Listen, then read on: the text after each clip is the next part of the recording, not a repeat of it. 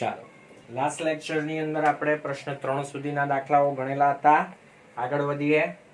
પ્રશ્ન 4 એમાં આપણને કીધેલું છે કે ગણ x એ x y z ની જોડ છે.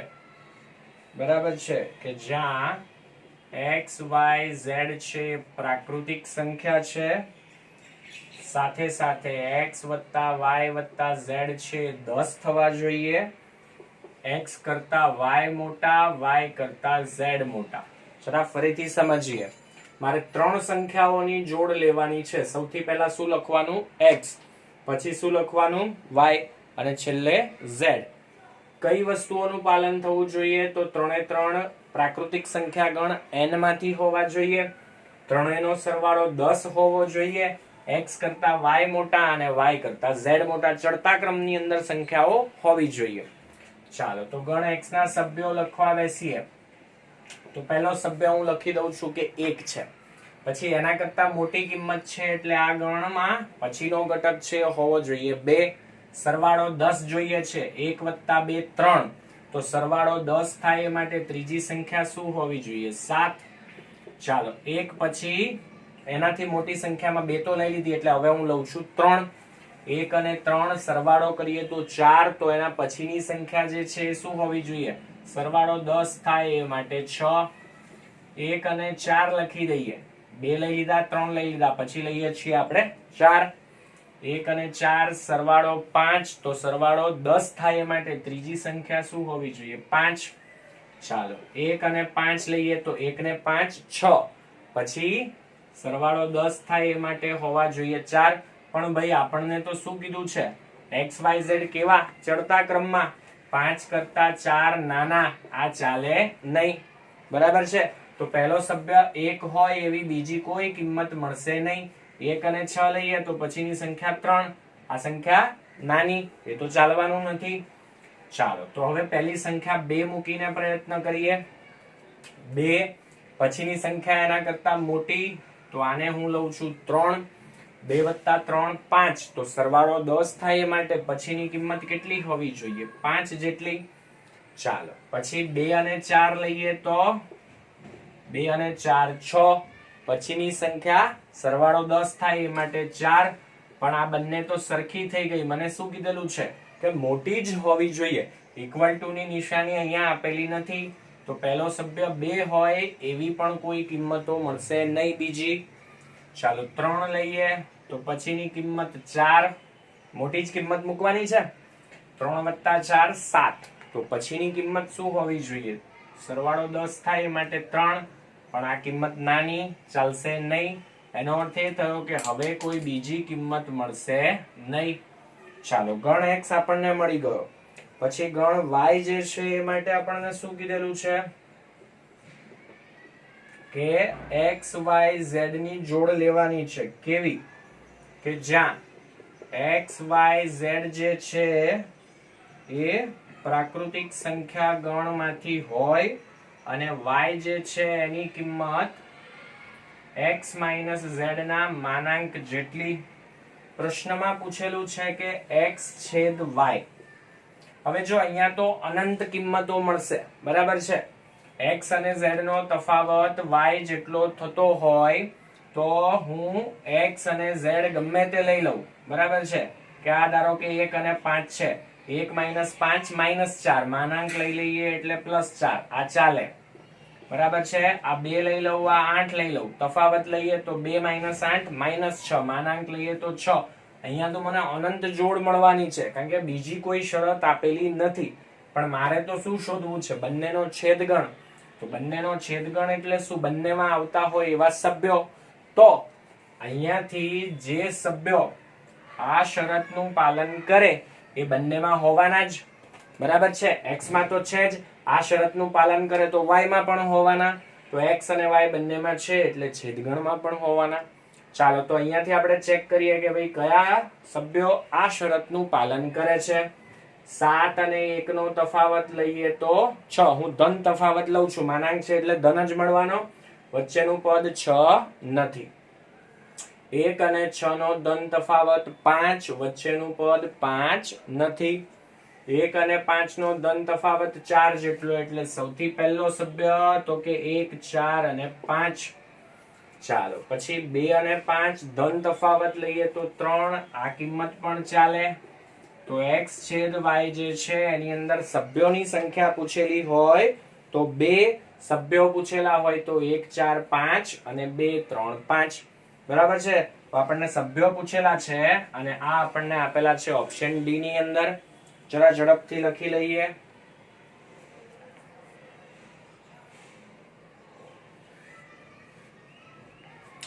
સારો કહી શકાય એવો, થોડી મહેનત માંગી લે એવો દાખલો. બરાબર છે.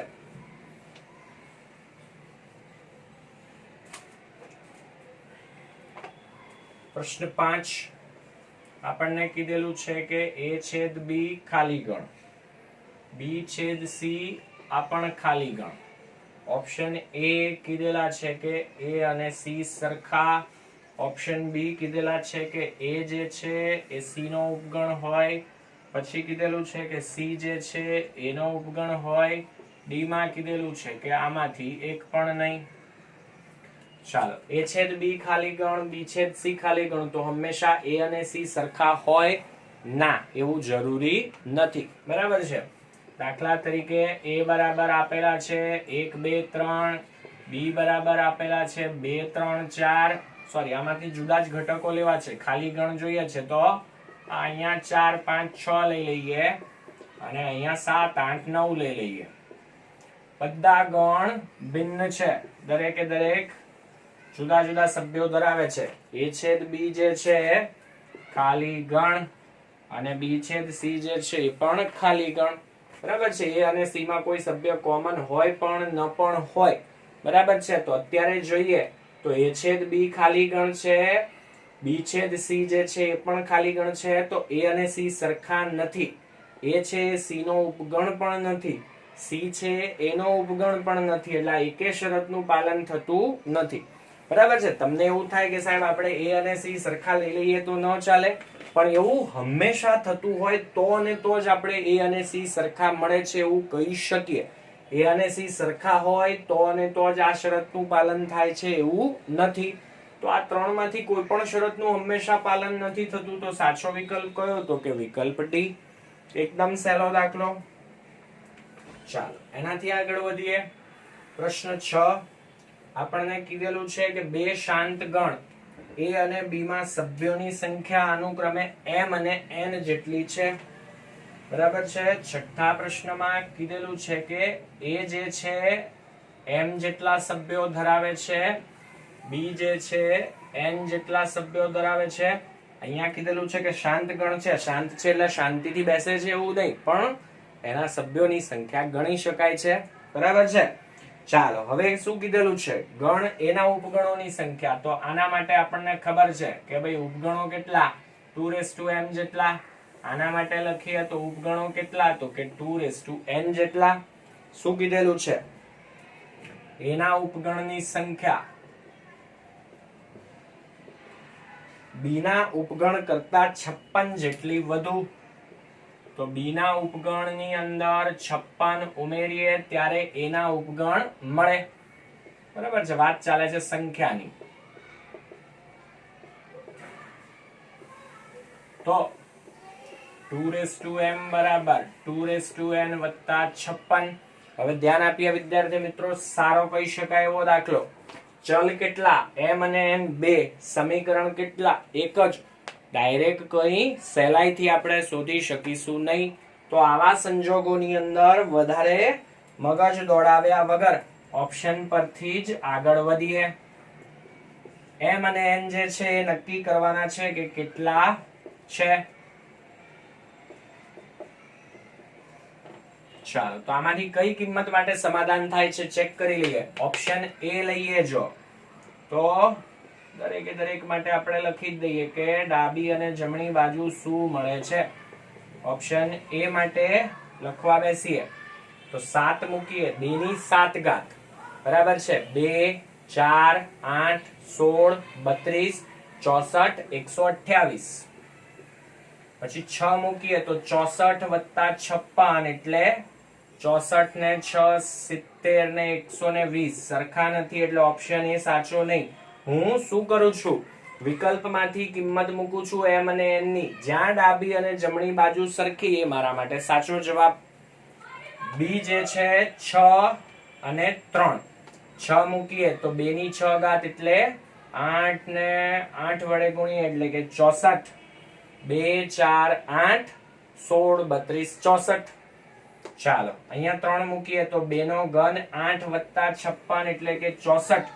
તો ધ્યાન આપીએ વિદ્યાર્થી મિત્રો, અહીંયા ડાબી અને જમણી બાજુ સરખી, તો આપણા માટે સાચો વિકલ્પ કયો? Option B. બરાબર છે. આ જે કંઈ પણ ગણતરી કરી એ વિકલ્પ પરથી ગણતરી છે. બરાબર છે. એવું નથી કે આ સમીકરણનો ઉકેલ નહીં શોધી શકાય, પણ લોગની મદદથી શોધવો પડે, જેમાં ગણતરી ખૂબ જ અઘરી, જટિલ, લાંબી થઈ જાય. અહીંયા આપણું કામ શોર્ટમાં પતી જાય છે. જરા ઝડપથી લખી લઈએ.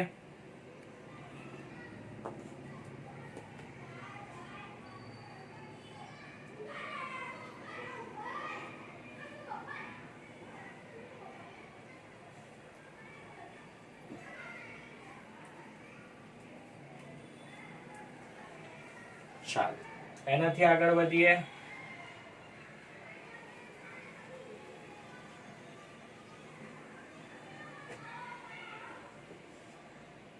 ચાલો પ્રશ્ન 7 ની અંદર કીધેલું છે સારો કહી શકાય એવો દાખલો. બરાબર છે.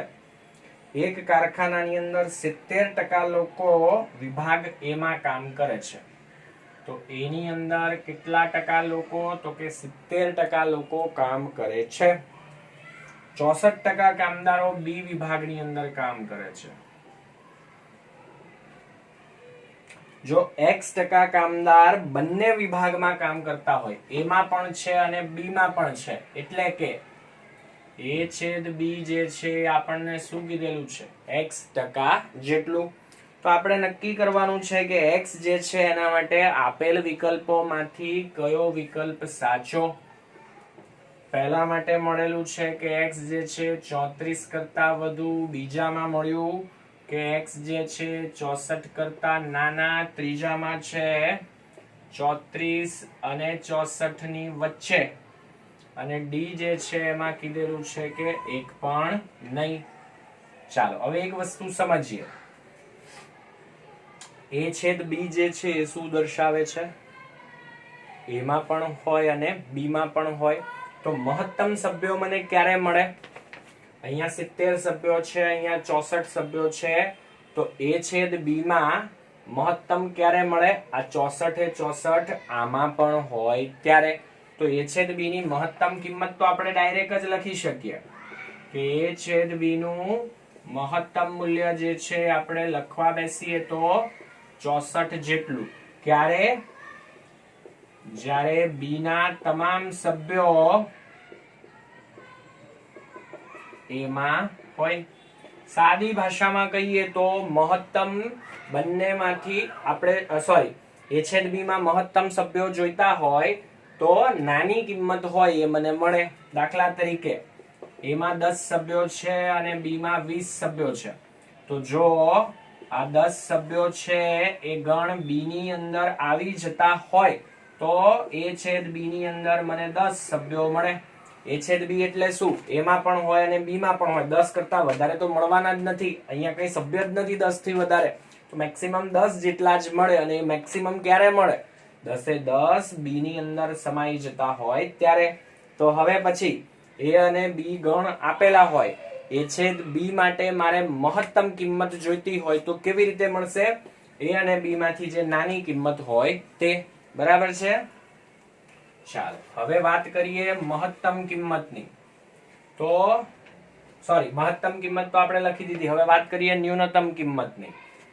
તો આપણને ખબર છે કે a યોગ b જે છે એની અંદર મહત્તમ કેટલા સભ્યો હોવાના?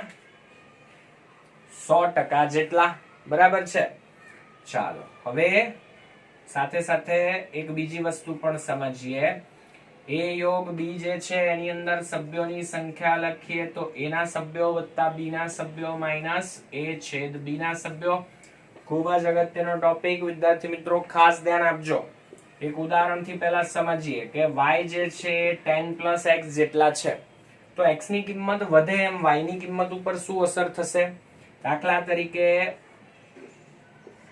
x છે હું 1 મૂકું તો y 11 થાય, x 2 મૂકું તો y 12 થાય, x 5 મૂકું તો y 15 થાય. તો ધ્યાન આપીશું વિદ્યાર્થી મિત્રો, x ની કિંમત વધી તો y ની કિંમત વધી, x ની કિંમત જો ઘટાડતા જઈએ તો y ની કિંમત પણ ઘટે છે. તો સાદા શબ્દોમાં કહીએ તો આને શું કહી શકાય કે x અને y સમપ્રમાણમાં, એટલે કે એકની કિંમત વધારતા બીજાની કિંમત વધે છે, એકની કિંમત ઘટાડતા બીજાની કિંમત ઘટે છે. પણ જો અહીંયા આપણે નિશાની વચ્ચે બદલી નાખીએ તો શું થશે?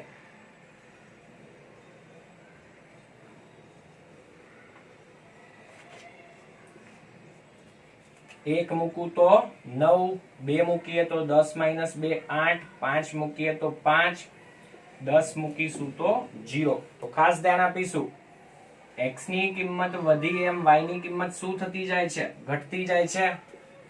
તો જ્યારે x અને y જે છે બંનેની નિશાની સરખી હોય, બરાબર છે, તો શું થશે?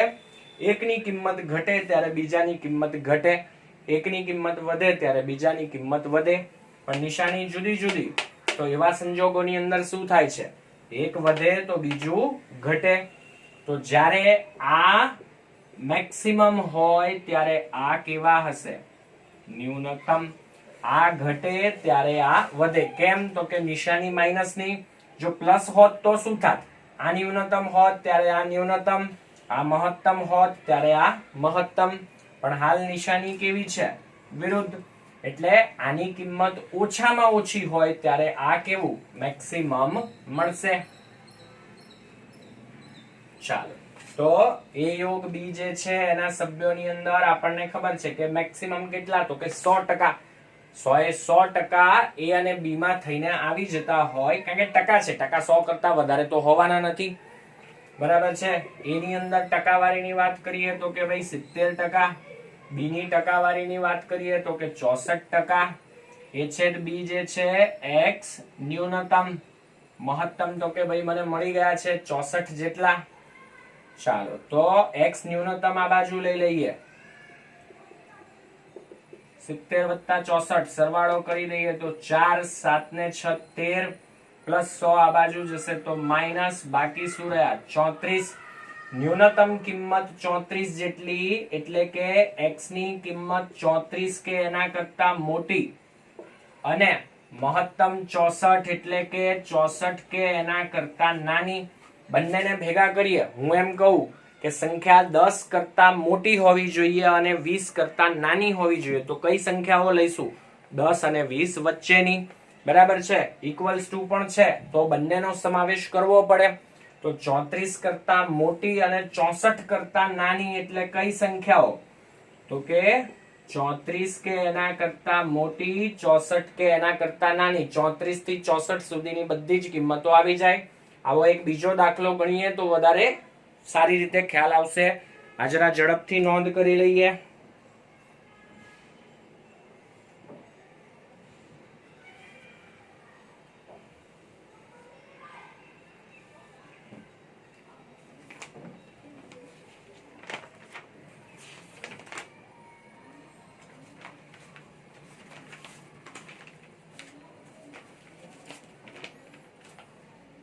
ચાલો, એવો જ દાખલો આપણને સૌથી છેલ્લે આપેલો છે, પ્રશ્ન 33.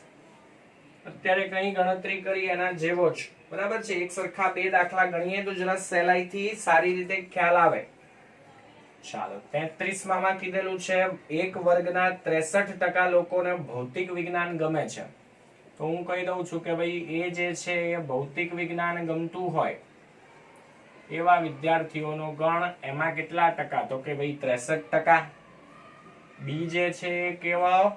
તો કે રસાયણ વિજ્ઞાન ગમતું હોય એવા વિદ્યાર્થીઓનો ગણ, અને એમાં છે 76% લોકો.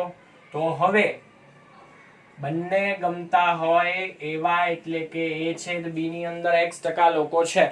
મારે x ની મહત્તમ અને ન્યૂનતમ કિંમત શોધવી છે. તો ભાઈ હવે મને x મહત્તમ નજર સામે દેખાય. મહત્તમ ક્યારે મળે? આ 63 આની અંદર આવી જતા હોય, બરાબર છે, તો એ સંજોગોમાં a છેદ b માં મેક્સિમમ મને 63 મળે. 63 કરતા વધારે તો એમ પણ નથી મળવાના. a માં પણ હોય, b માં પણ હોય. 65 સભ્યો હું કઈ મારા ઘરના લાવવાનો નથી. તો અહીંયાથી દેખાય કે ભાઈ a છેદ b માં મેક્સિમમ કેટલા મળે? 63. આ બંનેમાંથી નાની કિંમત આપણે અગાઉના દાખલામાં ચર્ચા કરી, બરાબર છે. હવે આપણે ફરી પાછા અગાઉના દાખલાની જેમ જ લખી દઈએ કે a યોગ b નું મહત્તમ મૂલ્ય a b ના સભ્યો, a ના સભ્યો વત્તા b ના સભ્યો માઇનસ a છેદ b ના સભ્યો. માઇનસ ની નિશાની વ્યસ્ત પ્રમાણમાં, એક ઘટે એટલે બીજું વધે. તો આ જ્યારે સૌથી નાનામાં નાની કિંમત હોય ત્યારે ભાઈ આ કિંમત સૌથી મોટામાં મોટી હોય. a યોગ b ની અંદર મેક્સિમમ 100%, ક્લાસના 100% બંનેમાં આવી જતા હોય એવું બને. 100 થી વધારે ટકાવારી હોવાની નથી. 120% લોકો એવા મળ્યા કે જેમને ફિઝિક્સ અને રસાયણ વિજ્ઞાન માંથી કંઈ ગમે છે. શક્ય જ નથી ભાઈ. ક્લાસમાં જ 100% લોકો છે. ચાલો, a ની અંદર સભ્યો છે 63, b ની અંદર છે 76. આ જોઈએ છે મારે x ન્યૂનતમ. x ન્યૂનતમ આ બાજુ લઈ લઈએ. 63 વત્તા 76 સરવાળો જ કરી દઈએ. 3 ને 6 9, 6 ને 7 13, પ્લસ 100 આ બાજુ જાય તો માઇનસ 100. 139 માંથી 100 બાદ કરીએ તો 39. તો મને બે વસ્તુ મળી.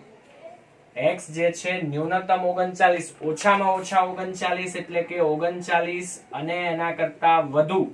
સાથે સાથે સૌથી પહેલું શું મળ્યું? મહત્તમ 63 એટલે 63 કે એના કરતા નાના. 63 કરતા વધુ હોઈ શકવાના નથી. હવે કોઈને એવું થાય કે સાહેબ આગળના દાખલાની અંદર આ બંને વિકલ્પમાં પણ હતા, બરાબર છે. અહીંયા ધારો કે મને વિકલ્પ આવું આપેલો હોય કે x greater than 39, x less than 63, option C કે 39 કરતા મોટા અને 63 કરતા ઓછા, અને ડી માં કે એક પણ નહીં. તો તમને એવું થાય કે સરજી 39 કરતા તો મોટા જ લેવાના છે, પણ 39 કરતા મોટા એટલે આનો અર્થ શું થયો? 100% સુધીની બધી કિંમત આવી ગઈ. પણ હું x ની કિંમત 80% લઈ શકતો નથી, બરાબર છે. 80% માટે આ શરત જે છે એનું પાલન થતું નથી, બરાબર છે. એ જ રીતે તમને એવું થાય કે સાહેબ 63 કરતા તો નાના છે જ, તો આ વિકલ્પ કેમ સાચો નહીં? તો હું 15% લઉં તો ભાઈ આ શરતનું પાલન થશે નહીં. મારે તો આ બંને વસ્તુઓનું ધ્યાન રાખવાનું છે, અને એટલે જ આ વિકલ્પ મારા માટે સાચો થાય. હાલ તો જે વિકલ્પ આપેલા છે એમાં કઈ કન્ફ્યુઝન થાય એવું છે જ નહીં, બરાબર છે. અહીંયા જવાબ જે આપેલો છે એમાં ભૂલ છે, જરા સુધારો કરી દઈશું. એ નહીં પણ સાચો જવાબ જે છે એ બી થશે, બરાબર છે. ઉતાવળમાં લખવામાં ભૂલ થયેલી છે, જરા સુધારી લઈશું, બરાબર છે. જરા ઝડપથી લખી લઈએ.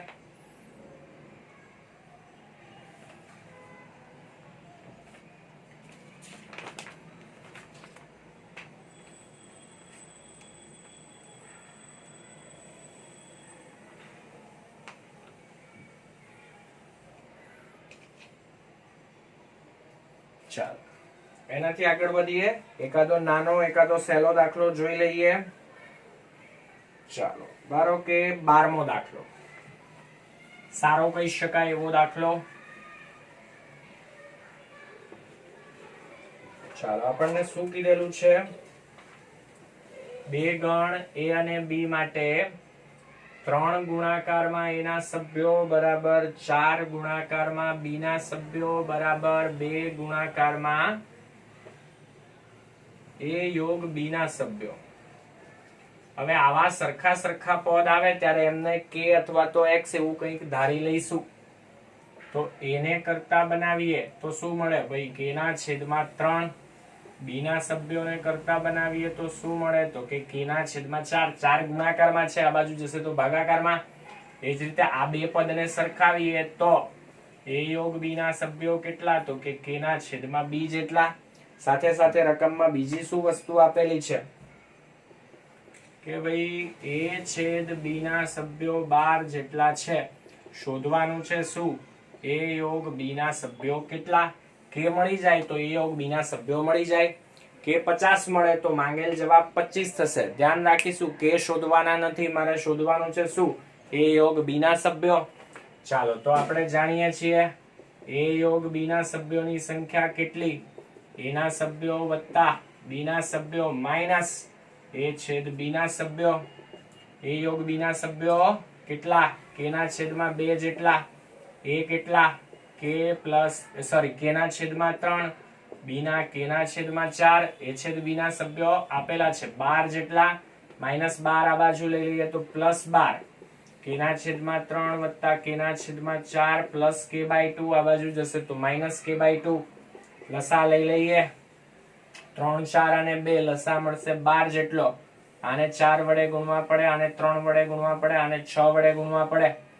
ચાલો તો આને 4 વડે ગુણીએ તો 4k, આને 3 વડે ગુણીએ તો 3k, આને 6 વડે ગુણીએ તો 6k. 12 આ બાજુ ગુણી દઈએ. 12 ગુણ્યા 12 144.